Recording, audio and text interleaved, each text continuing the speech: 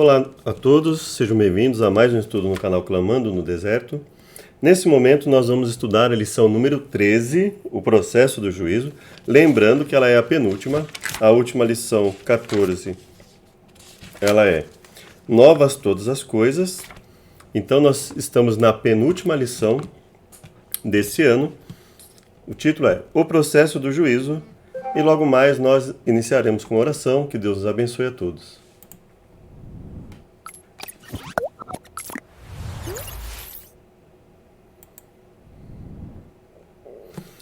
Obrigado, Deus, por mais uma chance de aprender a Tua mensagem.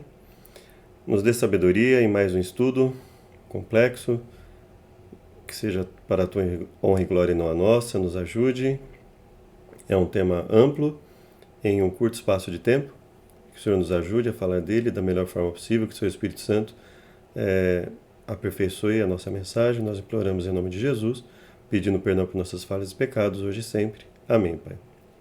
Então, o verso para memorizar é o verso de 2 Coríntios, segunda carta de Paulo aos Coríntios, capítulo 5, verso 10. E nós vamos ter que ler bastante, inclusive o verso para memorizar, né? Nós precisaríamos estudar bastante, estudar com calma. Então vamos começar com ele desde já. Bom, o foco é o verso 10, então vamos ver aqui.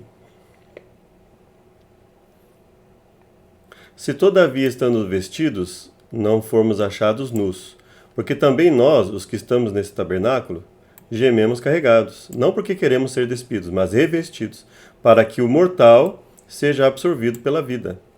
Então ele fala da volta de Jesus, onde ele mesmo diz que os mortos ressuscitam, os vivos são transformados e todos são levados até Jesus Cristo, não é? Por isso estamos sempre de bom ânimo, sabendo que, enquanto estamos no corpo, vivemos ausente do Senhor.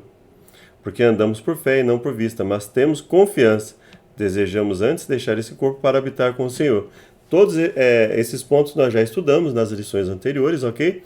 Caso você queira, tem aí o material sobre versos assim para você olhar. Por isso eu não estou me preocupando com esses versos que nós estamos passando. É mais para você ter a noção do contexto. Pois que muito desejamos também ser-lhe agradáveis, quer presentes, quer ausentes. Porque todos devemos comparecer ante o tribunal de Cristo. Então, Paulo fala do tribunal de Cristo. Todos devemos comparecer ante o tribunal de Cristo. Todos devemos comparecer. Para que cada um receba segundo o que tiver feito por meio do corpo, ou bem ou mal. Então, aqui nós entendemos que todos é completo, ou seja, todas as pessoas mesmo, não é um todos específico de um grupo ou de outro, não. Todos de um grupo, não. Todos os seres humanos, não é? Que tiverem feito bem ou mal, tiveram condição suficiente para se determinar o que é bem e o que é mal, né? Eles vão passar por um tribunal de Cristo, para que cada um receba, assim que, sabendo o temor que se deve ao Senhor, persuadimos os homens à fé. Então ele fala, olha, inclusive por causa desse julgamento, por causa desse tribunal de Cristo, em que Deus há de julgar pelas obras, até as que estão encobertas, quer sejam boas, quer sejam más, então tudo que tivermos feito de bom ou de mal, seja bem ou seja mal, por isso nós devemos persuadir os homens à fé, para que tenham chance de se arrepender, as pessoas tenham chance de se arrepender. Mas somos manifestos a Deus, e espero que nas vossas consciências sejamos também manifestos.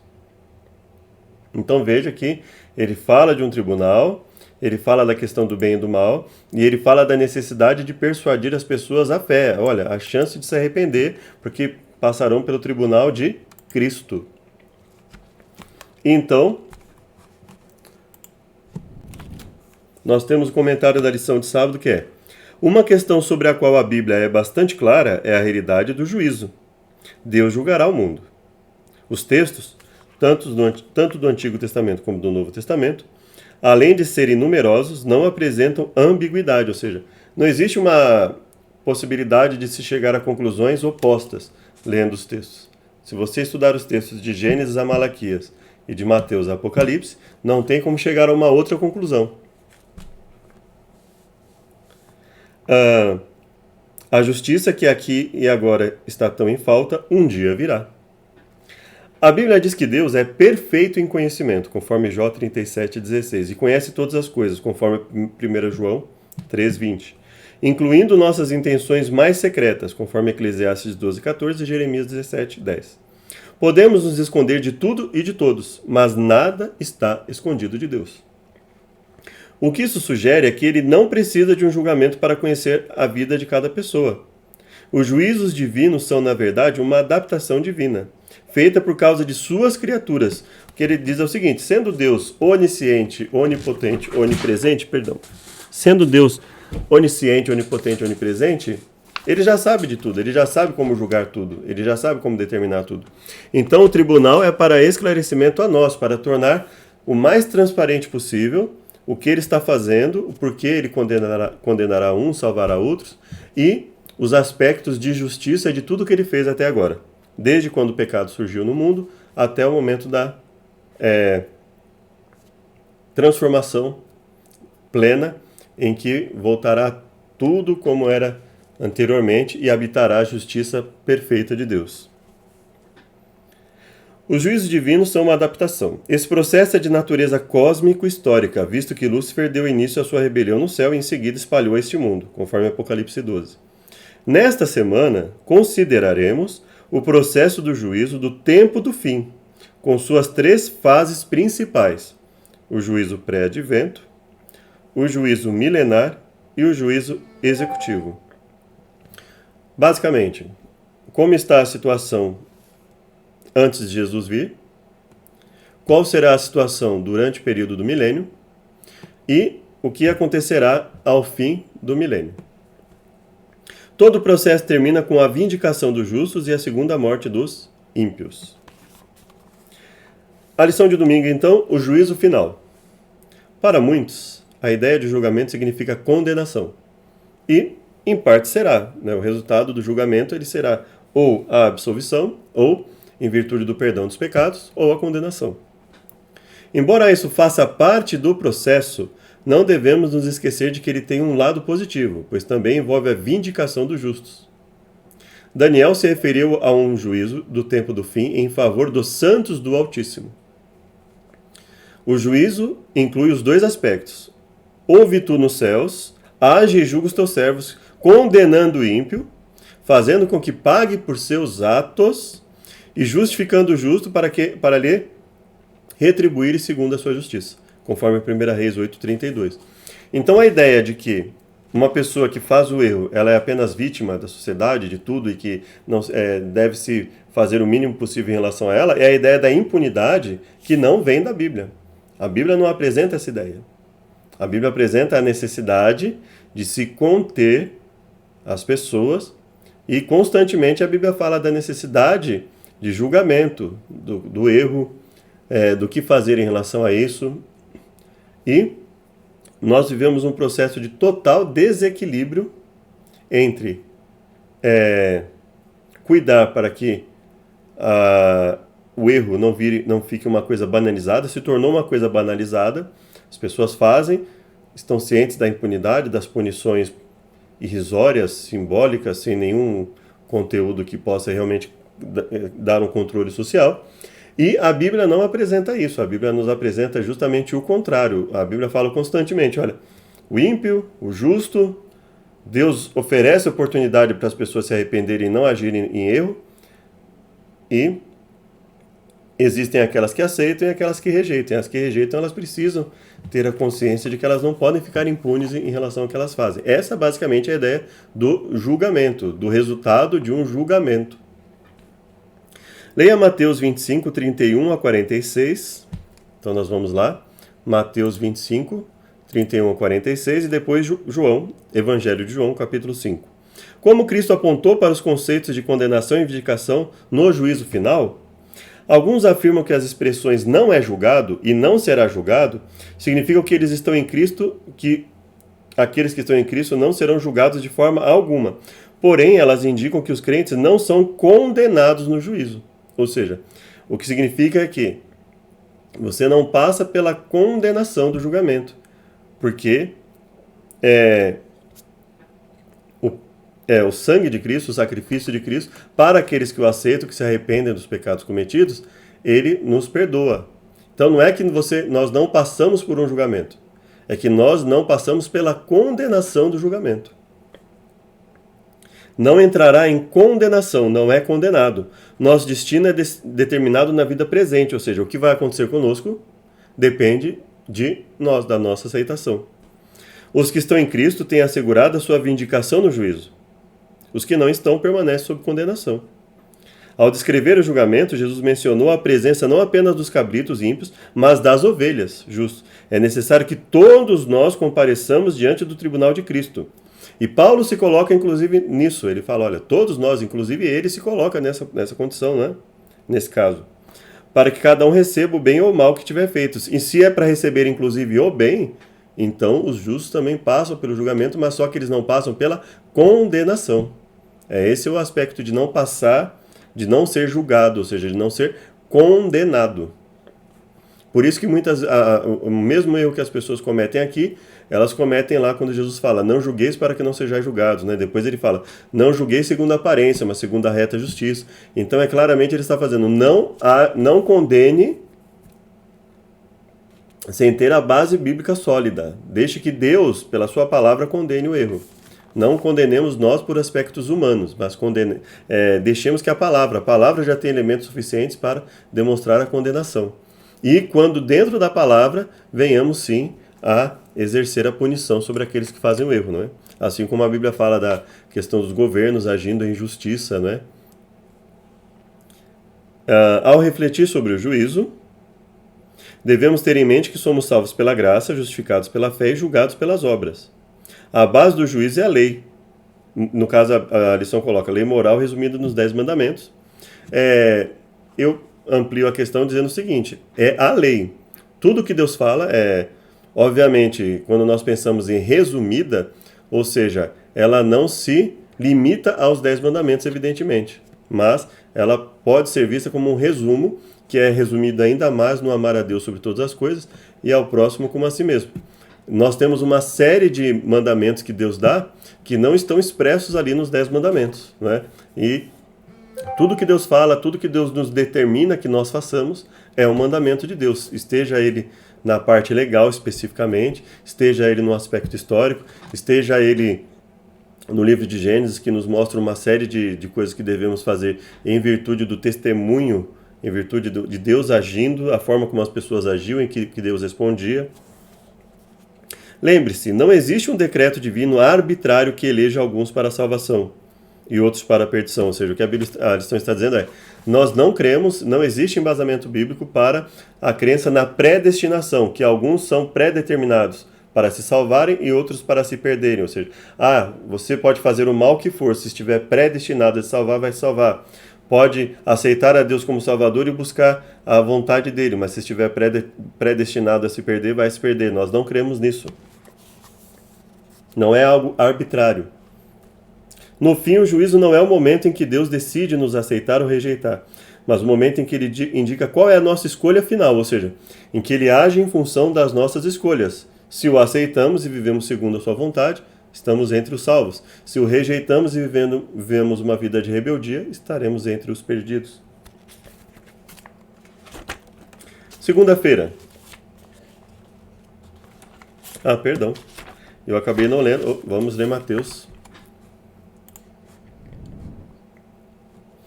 E quando o Filho do Homem vier em sua glória, e todos os santos anjos com ele, então se assentará no trono da sua glória. Todas as nações serão reunidas diante dele. Apartará uns dos outros, como se aparta os bodes das ovelhas, ou seja, apartará os salvos e os perdidos. Porá as ovelhas à direita, os bodes à esquerda. E aí então ele fala daqueles que ajudaram os necessitados, daqueles que fizeram a vontade de Deus, né? E daqueles que não ajudaram. E aí ele fala, apartai-vos de mim para aqueles que não ajudaram. E é muito forte, né? Apartai-vos de mim, malditos, para o fogo eterno, preparados para o diabo e seus anjos. Porque tendo nós a oportunidade de fazer o bem, não fizemos. Então, todo aquele que sabe que deve fazer o bem e não faz, conforme Tiago nos diz, comete pecado. E aí eles vão responder, quando vimos e fizemos, e os outros, quando vimos e não fizemos. Aí ele fala, toda vez que fizeste a um dos pequeninos, vocês fizeram a mim. Quando não fizeram a eles, não fizeram a mim. Irão esses para o tormento eterno, mas os justos para a vida eterna. Então ele fala claramente de um momento aqui, em que salvos e perdidos vão ver os resultados. Então nós temos aqui, em relação aos vivos, aqueles que vão ficar, sabendo por que vão ficar, e aqueles que vão junto com Jesus, sabendo por que vão, porque irão. Então nós vamos lá, João 5, 21 a 29, Evangelho de João.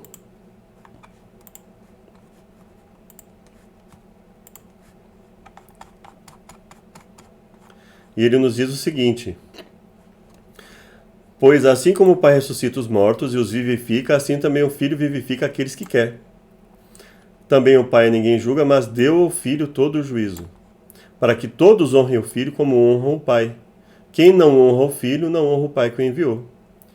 Na verdade, vos digo que amém, amém vos digo, que quem ouve a minha palavra e crê naquele que me enviou, tem a vida eterna. Aquele que crê tem a vida eterna e não entrará em condenação. Então toda vez que fala de não ser julgado, é no sentido de não ser condenado à morte eterna. Passou da morte para a vida. Então, ou seja, aqueles que estavam condenados à morte, em virtude da salvação que Deus concede, passam da morte para a vida. Os mortos ouvirão a voz do Filho de Deus, e os que ouvirem viverão. Porque como o Pai tem a vida em si mesmo, assim deu ao Filho, não é? E deu o poder de exercer o juízo. Deu o poder de exercer o juízo. Os que fizeram, olha só, vem a hora em que todos os que estão nos sepulcros ouvirão a voz de Deus. E os que fizeram o bem sairão para a ressurreição da vida. Os que fizerem o mal para a ressurreição da condenação. Eu não posso de mim mesmo fazer alguma coisa, como ouço assim julgo, o meu juízo é justo, porque não busco a minha vontade, mas a do Pai que me enviou. Então veja, ele fala da questão do juízo, ele fala da questão da ressurreição para a vida e para a questão da condenação. Então nós vimos a questão do juízo, vimos a consequência do juízo em relação aos salvos e os perdidos. A lição de segunda, o juízo pré-advento. O conceito de julgamento antes do retorno de Cristo, ou o que chamamos de juízo pré-advento, é encontrado em muitas passagens das Escrituras. Vamos primeiro em Daniel 7, 1 a 14. 9 a 14. Eu continuei olhando, até que foram postos uns tronos. Ancião de dias se assentou. Nós temos tronos, nós temos o ancião de dias. Aqui fala como ele era, né? Veste branco como a neve, cabelo como uma branca lã, trono, chamas de fogo, rodas de fogo ardente, um rio de fogo, uma nave saía de diante dele, milhares de milhares o serviam, milhões de milhões assistiam diante dele. Assentou-se o juízo. Mais uma referência ao juízo. Daniel 7, né? Então, estamos no verso 10. Assentou-se o juízo e abriram-se os livros. Estive olhando por causa da voz das grandes palavras que o chifre proferia. Estive olhando até que o animal foi morto, seu corpo desfeito, entregue para ser queimado. Quanto aos outros, foi tirado o domínio, né? Eis que vinha nas nuvens o Filho do Homem, dirigiu o seu ancião de dias, foi-lhe dado o domínio, honra, o reino, para que todos o servissem. O seu domínio é eterno, não passará, o seu reino tal que não será destruído. Então ele fala de um contexto de juízo, fala de um contexto da destruição dos reinos e fala do domínio eterno dado àquele que aparece nas nuvens como filho do homem. Então, nós temos mais uma referência ao juízo, nós temos mais uma referência ao juízo precedendo o segundo advento, ou seja, vindo antes da volta de Jesus. E agora nós vamos para Mateus 22. Mateus 22, 1 a 14. Então Jesus, tomando a palavra, tornou a falar por parábolas. O reino de Deus é semelhante a um certo rei que celebrou as bodas de seu filho. Enviou os servos para chamar os convidados e eles não quiseram ir, né? Cada um deu aqui uma justificativa, né? E o rei, tendo notícia disso, encolerizou-se, enviando seus exércitos, destruiu aqueles homicidas e incendiou a sua cidade. Então veja que ele fala, por quê? Porque quem ele mandou depois, né? Outros, apoderando-se dos servos, os ultrajaram e mataram. Então, não satisfeitos em rejeitar o convite, muitos mataram e ultrajaram os mensageiros. E aí ele fala: as bodas na verdade estão preparadas, mas os convidados não eram dignos. E depois da saída dos caminhos, convidais todos que encontrarem. Né? E aí então, tanto maus como bons, né? E a festa nupcial foi cheia de convidados. E aí o rei entrou e viu um homem que não estava trajado com veste de núpcias. E fala: amigo, como você entrou aqui sem a veste nupcial? E ele ficou mudo. E disse então: amarrai os pés e mãos, levai e lançai nas trevas exteriores, porque muitos são chamados, mas poucos escolhidos.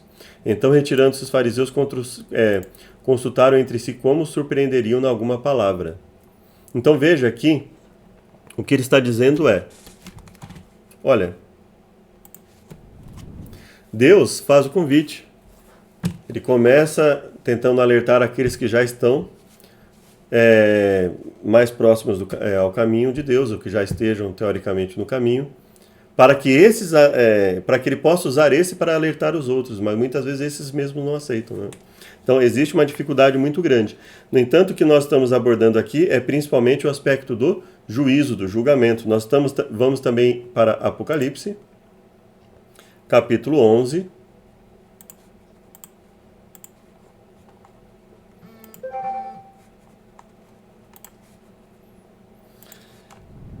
Que nos diz: foi-me dado uma cana semelhante a uma vara, chegou o anjo e disse: levanta e mede o templo de Deus e o altar e os que nele adoram. Deixa o átrio que está fora do templo, e não meças, porque foi dado às nações. Pisarão a cidade santa por 42 meses. Aí fala das testemunhas, não é? O verso 18 e 19. E iraram as nações, veio a tua ira, o tempo dos mortos, para que sejam julgados. Mais uma vez uma referência a julgamento. E o tempo de dares o galardão aos profetas, teus servos, aos santos e aos que temem o teu nome. Então veja, e destruir os que destroem a terra. Então Deus está falando: olha, existe um julgamento, é feito um juízo, é esclarecido os motivos, porque alguns serão destruídos e outros salvos. 14, 6 e 7.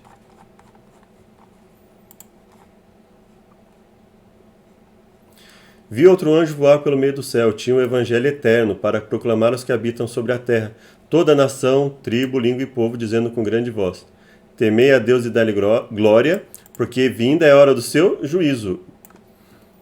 E nesse caso, inclusive, nós podemos pensar na questão do juízo na sua fase executiva, inclusive, né? Adorai aquele que fez o céu, a terra e o mar e a fonte das águas. Porque, inclusive, na questão do arrependimento, as pessoas precisam entender a questão do juízo executivo. Não basta dizer: está passando por um julgamento pré-advento agora. Não, elas precisam saber que existe o juízo na sua forma plena, o juízo por completo, não é? Ou seja, Deus sabe das nossas atitudes agora. No milênio, nós entenderemos o motivo da condenação das pessoas. Quando Jesus voltar depois do milênio, os ímpios serão destruídos. Então, todo esse processo é necessário que as pessoas saibam. E o principal, é preciso que as pessoas saibam que, sem arrependimento, sem entregarmos a Deus, o que sobra? Sobra isso aqui, ó. Se alguém adorar a besta, sua imagem, receber o sinal na sua testa ou na mão, também este beberá do vinho da ira de Deus que se deitou não misturado no cálice da sua ira. Então é isso que resta para as pessoas. É isso que resta para nós, se nós não estivermos dispostos a realmente viver conforme a vontade de Deus. O conceito de um juízo investigativo pré-advento do povo de Deus fundamenta-se em 3 ensinos básicos. Noção de que todos permanecem conscientes no túmulo, existência de um juízo universal e a primeira ressurreição será recompensada e abençoada para os justos e a segunda para a morte dos ímpios, que é quando a Bíblia fala, o restante dos mortos não reviveu até que se acabasse os 1000 anos, e aí aqueles que revivem depois dos 1000 anos revivem para a destruição final. Então, existe a questão do julgamento. É claro que, assim, a forma como, principalmente de forma curta, não podemos dizer taxativamente, não, se refere exclusivamente ao juízo pré-advento. Agora, o que nós podemos entender é que, se as pessoas, no momento em que Jesus vem, ele já dá a recompensa a cada um, isso significa que foi determinado isso quando? Antes dele vir. Por isso nós entendemos que é um juízo pré-advento.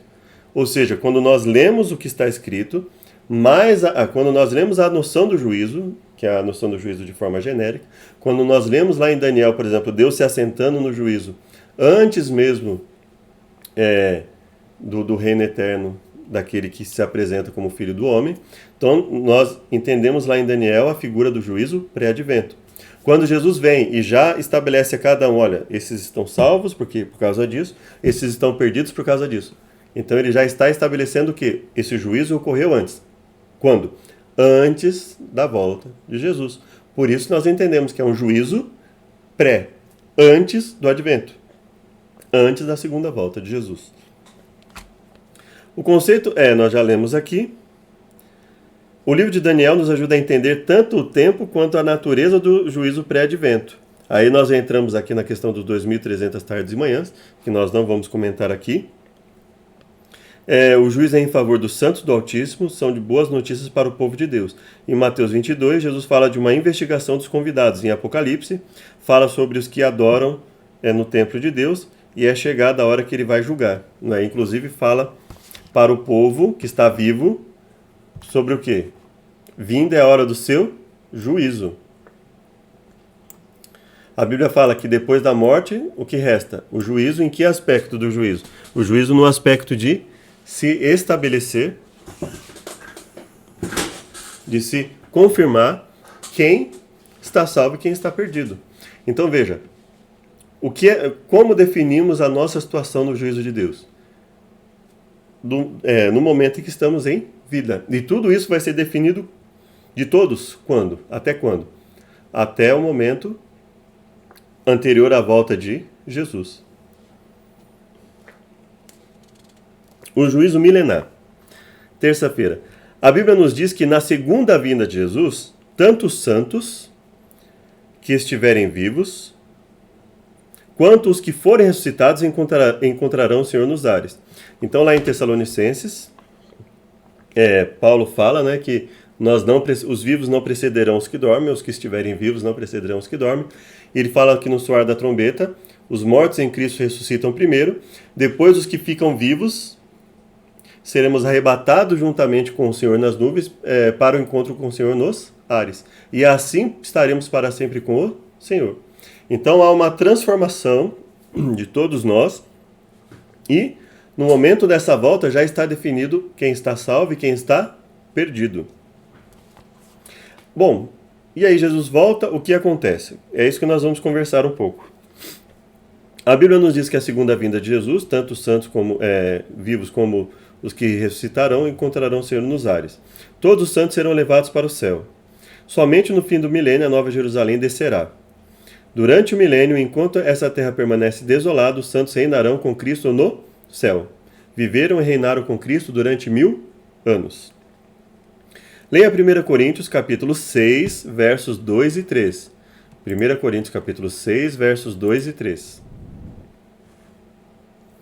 Bom, para entendermos o 2, é necessário que leamos o 1 também. Ousa algum de vós, tendo algum negócio contra outro, ir a juízo, ou seja, ir a julgamento, e ao setor de julgamento, perante os injustos e não perante os santos? Não sabeis vós que os santos hão de julgar o mundo? Então ele fala primeiro em julgar o mundo. Então, nós participaremos de um julgamento em relação ao mundo. Bom, julgaremos no futuro, não estamos julgando agora. Então, esse julgamento ocorre quando? Se não ocorre agora, ele só ocorre pós volta de Jesus, pós-advento. Depois da volta de Jesus é que ocorre esse julgamento. Ora, se o mundo deve ser julgado por vós, sois porventura indignos de julgar as coisas mínimas?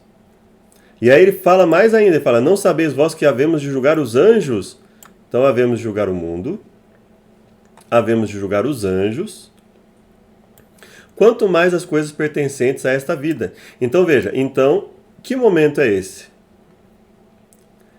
Só pode ser um momento posterior à volta de Jesus e anterior à destruição desses que serão julgados. Por quê? Porque nós entendemos que depois da volta de Jesus não há mais modificação. O que está salvo, está salvo. O que estava perdido, continua perdido. Então veja, esse julgamento é um julgamento que entendemos ser um julgamento de verificação, onde nós confirmaremos a justiça de Deus, porque Deus condenou a uns e salvou a outros. Ele será posterior à volta de Jesus, né? Não acontece nesse momento, não acontece agora conosco, com os seres humanos. Então, esse julgamento que nós participaremos é um julgamento que vem depois da volta de Jesus. E é um julgamento que ocorre antes da destruição final dessas pessoas, né?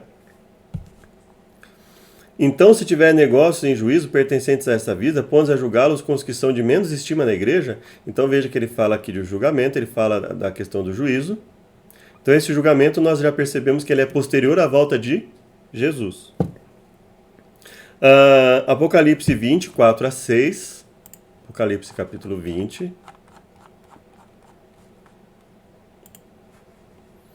Vi descer um anjo, tinha a chave do abismo, prendeu o dragão, antiga serpente, o amarrou por 1000 anos. Então o anjo vem, prende o dragão por 1000 anos. Lançou no abismo e ali o encerrou. Pôs selo sobre ele para que não mais engane as nações. Até quando? Até que os 1000 anos se acabem.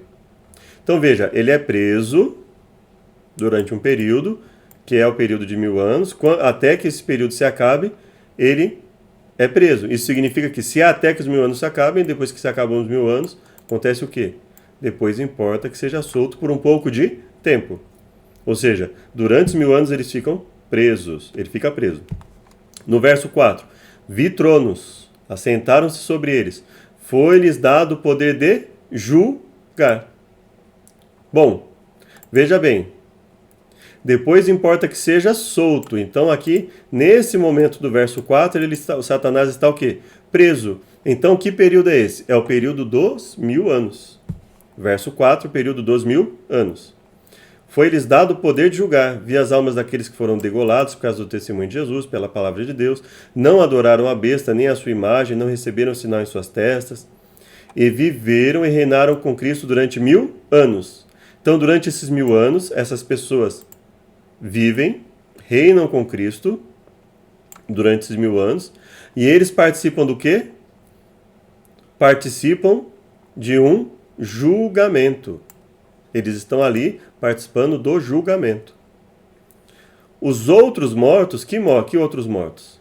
Bom, os ímpios. Eles não revivem até que os 1000 anos se acabem. Essa é a segunda ressurreição. Perdão, essa é a primeira ressurreição. Bem-aventurado e santo aquele que tem parte na primeira ressurreição. Sobre eles não tem poder a segunda morte, mas serão sacerdotes de Deus e de Cristo e reinarão com ele 1000 anos. Acabando-se os 1000 anos, Satanás será solto, engana as nações, Gog e Magog. Subiram sobre a largura da terra, cercaram o arraial, veio o fogo do céu e os devorou. Então, o que acontece com esses que ressuscitam depois dos 1000 anos? Destruição. Isso significa que esse julgamento durante o milênio é um julgamento de verificação. Nós vamos verificar a justiça de Deus na salvação e na condenação. Nós vamos entender o julgamento de Deus de forma melhor, mais esclarecida, durante esses 1000 anos. 4 a 6, 11 a 13. Vi os mortos, vamos só ler aqui. Viu os mortos, grandes e pequenos, diante de Deus, abriram seus livros, abriu o seu livro da vida, os mortos foram julgados pelas coisas que estavam escritas nos livros, segundo as suas obras. Então já estava tudo escrito lá. Então é um julgamento de verificação. Percebe? Então, quem não foi achado no livro da vida foi lançado no lago de fogo. Então, se no livro da vida, se existe o livro da vida para estabelecer os salvos, e não estar nele é o critério para estar perdido, então é a confirmação de que todos participam desse julgamento. Deus julga a todos e esclarece o porquê de uns serem salvos e outros serem perdidos. Todo o processo do juízo tem por objetivo justificar o caráter de Deus, confirmar a imparcialidade da recompensa, demonstrar a justiça do castigo, dissipar as dúvidas. O juízo investigativo pré-advento começou em 1844, quando foram postos os tronos. Foi instalada a sessão do tribunal e foram abertos os livros. O juízo milenar, no entanto, começará depois que os santos forem levados para o céu, se sentarem em tronos, e o juízo foi confiado a eles. Então, mais uma vez, os livros celestiais são abertos e são julgados segundo as suas obras. Evidentemente que esse juízo que já havia lá, esse é o juízo pré-advento, que nós vamos assim dizer, esse é o juízo que define a situação de cada um. O juízo do milênio, ele não vai definir mais nada, já vai estar definido o salvo e o perdido. Então esse juízo pré-advento, ou seja, o momento anterior à volta de Jesus, é o que define o salvo e o perdido. O julgamento do milênio, ele não altera a situação de um salvo para perdido e nem de um perdido para salvo. Então ele é basicamente um juízo de verificação. Esse processo oferece uma oportunidade para os santos avaliarem os registros celestiais e verem o tratamento justo de Deus em todos os casos. Ele não apenas recompensa os seres humanos segundo o que merecem com base em suas próprias decisões, mas explica por que faz isso. Ele explica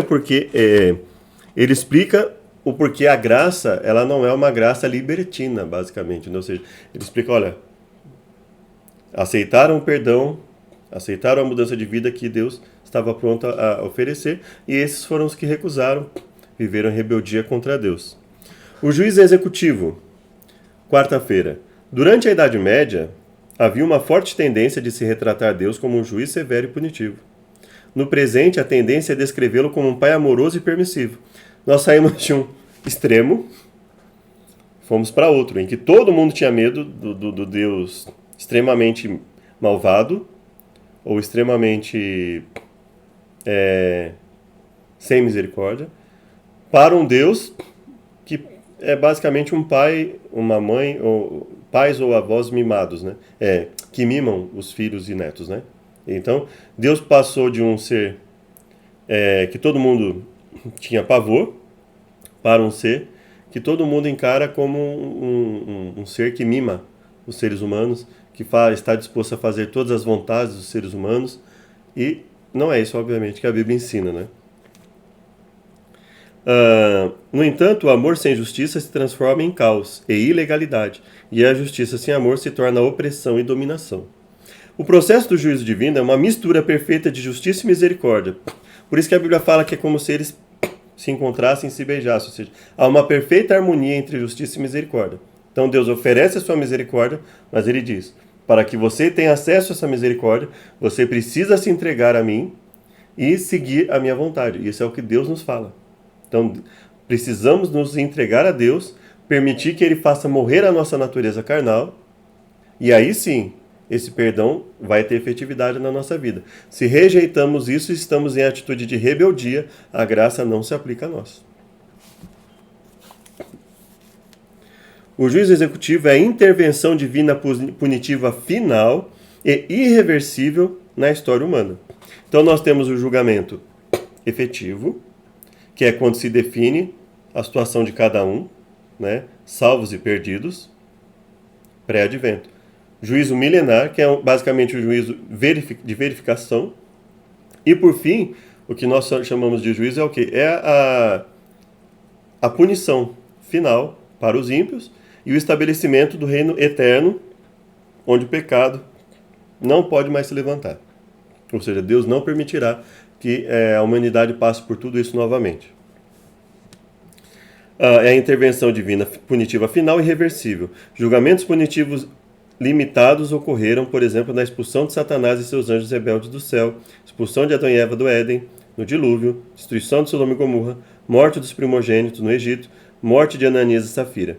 Portanto, não é surpresa que haverá um juízo executivo dos ímpios também no final da história humana. Aí nós vamos então a 2 Pedro 2, 4 a 6 e 3, 10 a 13.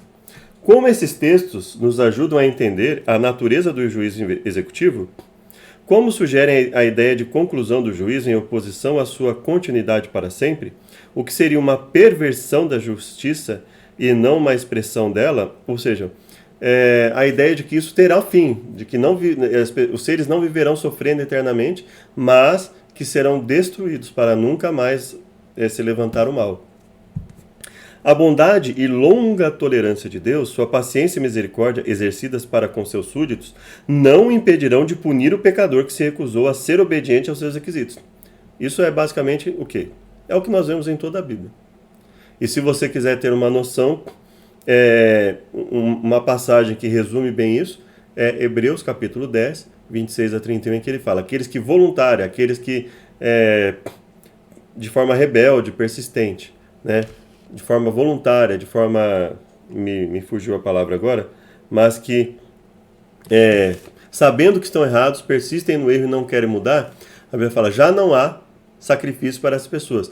Antes, uma expectação horrível relacionada à própria destruição, né? Expectação de fogo e ranger, e aí ele fala: sem misericórdia morre pela lei de Moisés, pelo depoimento de 2 testemunhas. Aí ele fala: o que acontecerá com aquele que pisa o evangelho, aquele que profana o sangue da aliança, aquele que rejeita o Espírito? Então ele fala que uma vida de rebeldia, uma vida de pecado deliberado, voluntário, acariciado, ele fala, enquanto a pessoa estiver assim, ela não tem perdão.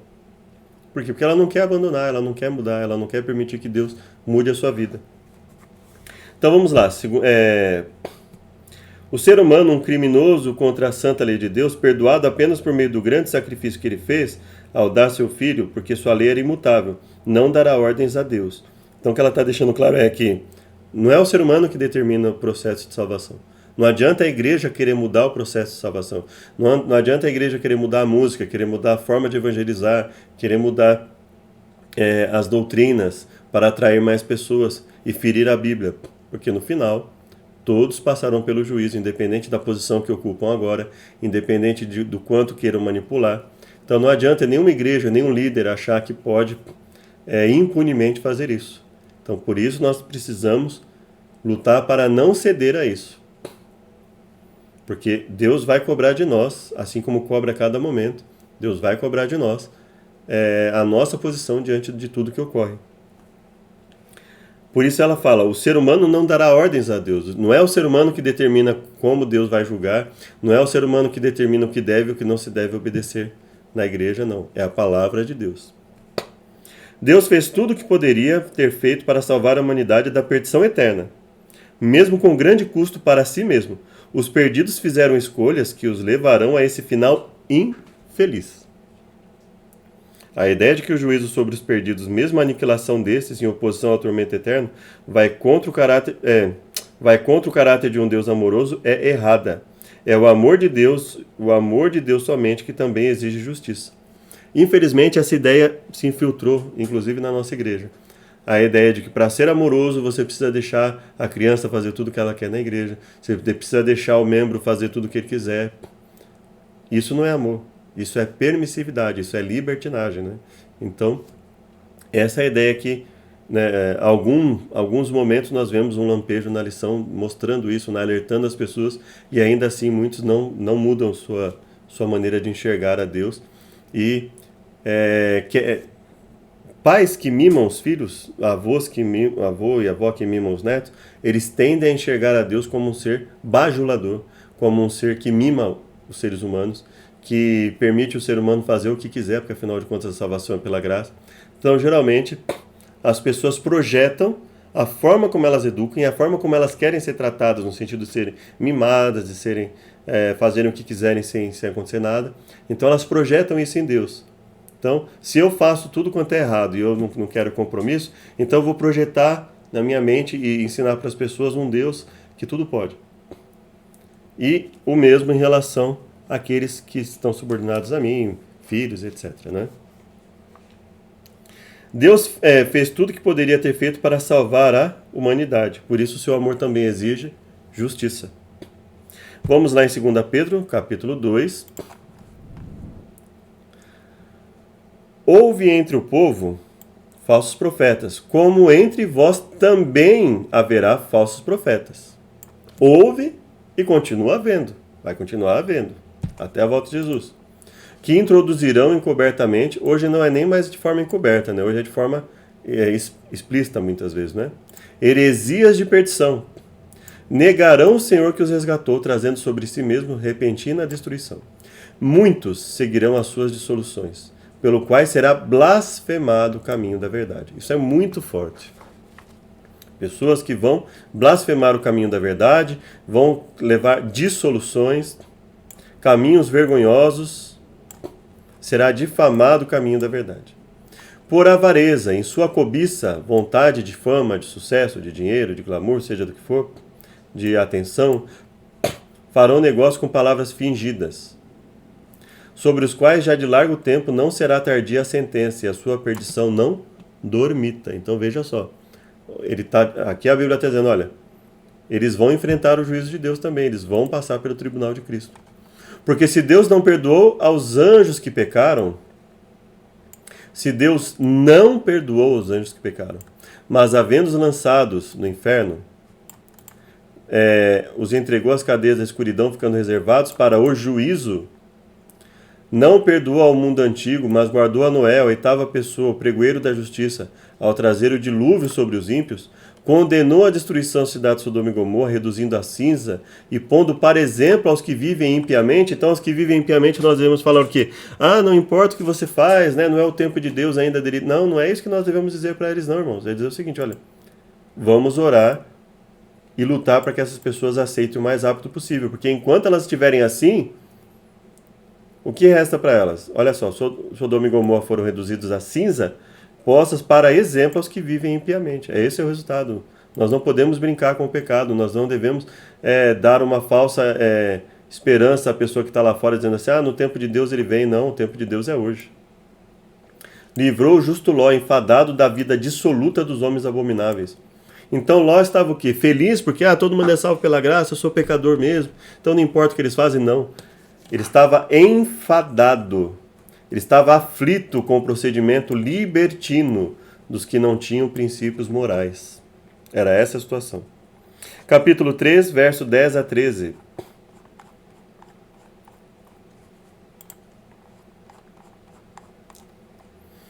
Mas o dia do Senhor virá como ladrão de noite, no qual os céus passarão com grande estrondo, os elementos ardendo se desfarão e a terra e as obras que nela se queimarão.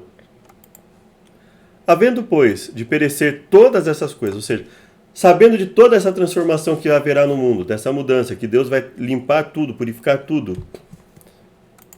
e fará um novo mundo, que pessoas vos convém serem santo trato e piedade?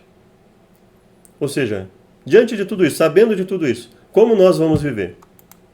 Aguardando e apressando-vos para a vinda do dia de Deus, em que os céus em fogo se desfarão e os elementos ardendo se fundirão, ou seja, nós vamos viver uma vida em santo trato e piedade, ou seja, como nos convém viver? O que é um santo trato? O que é uma piedade verdadeira? Não a aparência de piedade que transforma a misericórdia em libertinagem, né? Mas nós, segundo a sua promessa, a promessa de Deus, aguardamos novo céu e nova terra, em que habita justiça. Por isso, amados, aguardando essas coisas, procurai que deles sejam achados imaculados e irrepreensíveis em paz. Então ele fala, olha, diante de tudo isso que vai acontecer, que tipo de pessoa nós queremos ser? Aqueles que realmente vão esperar a Deus fazendo a vontade dele? como santos e imaculados e irrepreensíveis em paz, na verdadeira paz de Deus? Então, cabe a nós decidirmos, né? Então, nós vimos o juízo executivo, ele vai acontecer, basicamente o juízo executivo é o quê? A misericórdia de Deus preservando os salvos e, ao mesmo tempo, destruindo os ímpios, os perdidos. A segunda morte. Deus está conduzindo a história humana em direção ao seu clímax, no tempo do fim. Então vai ser o ponto alto, Jesus volta, né? Os salvos vão estar com ele e depois virá posteriormente a destruição dos ímpios e acabará todo o mal. Deus está conduzindo. No final do milênio, todos os ímpios mortos serão ressuscitados para receber a sentença punitiva final. Então, quando todo o processo do juízo estiver concluído e nada mais puder ser acrescentado a ele, os ímpios reconhecerão a justiça de Deus. Tardiamente, mas... Diante de todos os fatos do grande conflito, tanto os fiéis quanto os rebeldes de todo o universo declaram de comum acordo: justos e verdadeiros são os teus caminhos, ó Rei das Nações. Grande conflito, páginas 555. Leia Malaquias 4:1, Apocalipse 20:14, 15 e 21:8. Qual será a eficácia do lago de fogo e da segunda morte no sentido de eliminar completamente os pecados que se apegam a ele? Ou seja, a segunda morte consiste de um sofrimento que não terá fim para os ímpios, no sentido de um sofrimento que vai perdurar pela eternidade, ou será a destruição final? A destruição final de Satanás e os seus anjos e de todos os ímpios purificará o universo do pecado e de suas consequências. Contudo, mesmo a destruição final dos ímpios é um ato de amor de Deus, não apenas pelos santos, mas também pelos próprios ímpios. Eles preferem morrer a viver na presença de Deus, que é um fogo consumidor para o pecado. Almejariam fugir daquele santo lugar. Receberiam alegremente a destruição, para que pudessem se esconder da face daquele que morreu para redimi-los.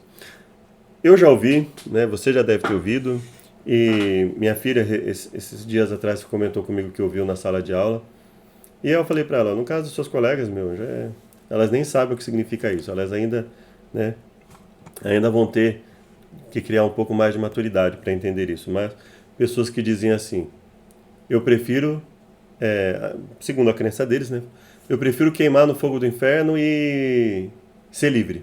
Para eles, ser livre é fazer o que dá o que vem na cabeça, só que eles não percebem que eles não são livres. O viciado em álcool, ele não é livre para beber.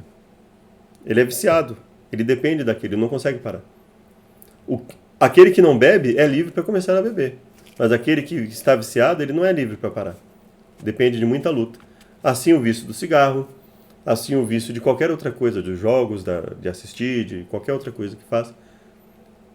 Aquele que não pratica aquilo, que não pratica o erro, ele é livre para praticar o erro.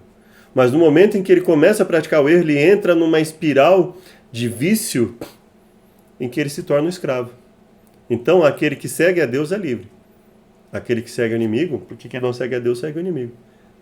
Essa pessoa não é livre. Ele se acha livre, mas na verdade ele está preso, ou presa, e não quer sair daquela situação. Muitos, infelizmente, estão assim. Sua exclusão do céu é fruto da própria decisão deles, será um ato de justiça e misericórdia da parte de Deus. Assim, a aniquilação final do pecado e dos pecadores, em contraste com a teoria antibíblica do sofrimento eterno no inferno, é uma punição justa e proporcional para o mal cometido. Ela também confirma que o pecado teve um começo e terá um fim. Então todo o universo retornará à perfeição original, antes que o pecado, o mal e a desobediência surgissem misteriosamente sem nenhuma justificativa. Louvado seja o Senhor, porque Ele, como reto juiz, tomará a decisão justa de conceder imortalidade aos justos e destruição eterna aos ímpios. Então, entrando aqui agora na parte final, Malaquias 4. Porque eis que aquele dia vem, ardendo como fornalha. Todos os soberbos, todos os que cometem impiedade, serão como palha. Então veja, a ideia aqui não é de sofrimento eterno, a ideia é de destruição, de não resistir. O dia está para vir e os abrasará, diz o Senhor. Aquele dia está chegando, ateará fogo neles, nem raiz nem galho algum sobrará. Obviamente que isso não dá a ideia de um sofrimento que não terá fim, pelo contrário, é um sofrimento que vai acabar. Quando Deus assim determinar, não vai sobrar mais nada. Mas para vós, os que temeis o meu nome, para os servos de Deus nascerá o sol da justiça. Cura trará nas suas asas, saireis e salteareis como bezerros da estrebaria. Pisareis os ímpios, porque se farão cinza. Serão como pó sob as solas dos seus pés no dia em que eu agir. Lembre-se da lei do meu servo Moisés, os decretos e as ordenanças que lhe dei em Horebe para todo o povo de Israel. Enviarei a vocês o profeta Elias antes do grande e terrível dia do Senhor. Fará com que os corações dos pais se voltem para seus filhos, dos filhos para os pais. Do contrário, eu virei e castigarei a terra com maldição. Então ele fala, olha, ou existe uma transformação nas famílias, nas pessoas em geral, ou o que resta para eles é a destruição. Apocalipse 20, 14 e 15.